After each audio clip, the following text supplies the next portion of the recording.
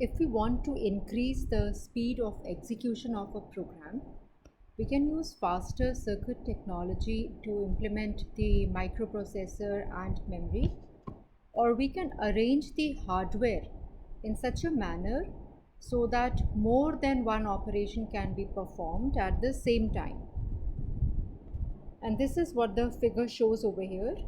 So if we talk about 5 stages in the execution cycle of an instruction, each stage can be arranged in such a manner so that it is utilized in each clock cycle. This is used in manufacturing plants and is commonly known as the assembly line operation. So as we see over here, if the instruction ij is in the fetch stage in clock cycle 1, when it passes on to the decode stage in clock cycle 2, so this fetch stage is available to take care of the next instruction.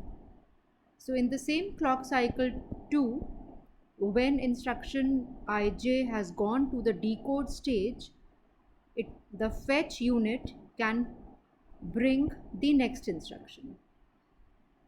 In clock cycle 3, ij has gone into the compute stage. So ij plus 1 can be transferred to the decode stage, and the fetch stage can now bring instruction ij plus 2 from the memory. So this leads to concurrent execution of the instructions. Each stage is available for another instruction and no stage is lying idle. It is also assumed that each of these stages over here, it completes in one clock cycle.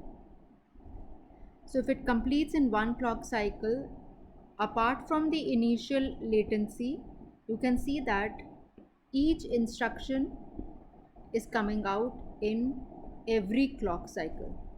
So though the time that is required to execute one instruction, it remains the same. So if it was 5 clock cycles, each instruction is still taking 5 clock cycles. But every clock cycle we are having one instruction being completed. So though the number of operations per second has gone up, it has increased, the time that is needed to perform any one operation, that is unchanged. Now all this information like register addresses, the immediate data and the operations that are to be performed, they are carried into the pipeline at every stage, and as the instruction proceeds from one stage to another, this information is passed from one unit to the other. So they are held, this data is held in interstage buffers. So the fetch unit will fetch the instruction, and at the next clock cycle it will pass it on to this interstage buffer B1. So this interstage buffer B1 will hold that instruction or information for the decode stage. In the decode stage, there might be access to register file for source operands.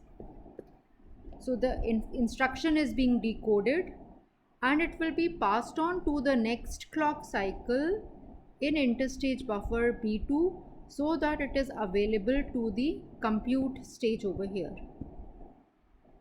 and so on. So after each and every stage there is an interstage buffer. These buffers, if you remember, the interstage buffers could be RA and RB. This is reference to the data path that we have done earlier. This interstage buffer B3 would be the output of the ALU, which is RZ. The interstage buffer of stage 4, which is the memory access stage, it could be RY.